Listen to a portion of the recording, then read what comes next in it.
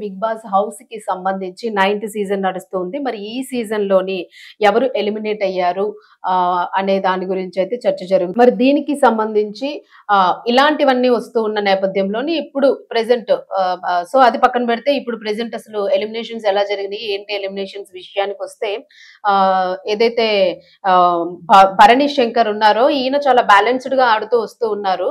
ప్రతి సెషన్‌లో ఎపిసోడ్‌లో గూడా ఆయన చాలా బ్యాలెన్స్ చేస్తూ అందరితో గూడా ఒక మంచి బాండింగ్‌ని మెయింటైన్ చేస్తూ అందరికీ గూడా ఒక పెద్దలాగా ఉంటూ చేస్తూ వస్తూ ఉన్నారు. మరి స్టార్టింగ్‌లోనే ఆయన వెళ్ళేటప్పుడు ఆయనకి తనూజతోని కొంచెం బాండింగ్ ఇంకా ఎక్కువగా ఉండేది. అంటే సెట్‌లోనే ఎవరో ఒకరికైతే ఖచ్చితంగా క్లోజ్‌గా ఉంటూ ఉంటారు.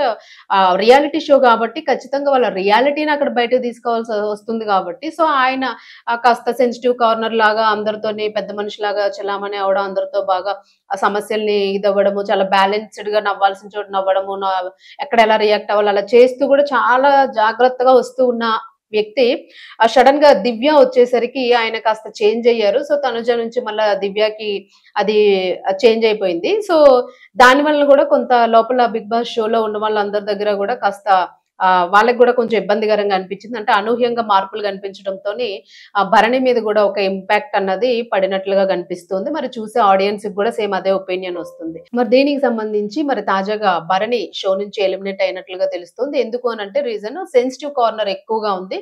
సో, ఇవన్నీ బేస్ చేసుకొని వాళ్ళు లోపల ఉన్న వాళ్ళు ఏదైతే ఫీల్ అయ్యారో వాళ్ళు ఇచ్చిన రిజల్ట్ తోని అలాగే బయట ఆడియన్స్ దీంతో గూడా కంపేర్ చేసుకుంటూ ఆయన్ని ఎలిమినేట్ చేయాల్సొచ్చింది. So, one of point is sensitive corner ఎక్కువయింది అని జెప్పేసి. సో, అది ప్రస్తుతానికైతే బిగ్ బాస్ షోకి సంబంధించి మరి ఇన్ని ఆరోపణలొస్తూ ఉన్నా గూడా ఫైనల్‌గా బిగ్ బాస్ షోని మాత్రం ఇంకా ఈరోజు, రేపు ఇంకొక గంట అన్నట్టుగానే ఎప్పుడు క్లోజ్ చేస్తారు? ఎప్పుడు దీన్ని బ్యాన్ జేస్తారు? అనే అదైతే మాత్రము ఒక పెద్ద క్వెషన్ మార్క్ గానే ఉంది. ఎందుకు స్పందించడం లేదు ఇన్ని రకాల ఆరోపణలొస్తున్నప్పటికీ కూడాను. అసలు బ్యాక్‌గ్రౌండ్‌లో ఏం జరుగుతోంది అనేది. ఇంకొక సెకండ్ థింగ్ ఏంటంటే బ్యాక్‌గ్రౌండ్‌లో వచ్చే వాయిస్ ఎవరిది అసలు? దీనికి అసలు బిగ్ బాస్ వెనుకున్న కీలక వ్యక్తులు ఎవరు అనేది గూడా ఒక క్వెషన్ మార్క్‌గా ఉంది. సో, ఇవన్నీ గూడా మనకి త్వరలో తెలియాల్సుంది. సో, దీనికి సంబంధించి ఏమైనా అప్‌డేట్స్ వస్తే ఖచ్చితంగా సో, మనం మరొక ఎపిసోడ్‌లోని చర్చించొచ్చు.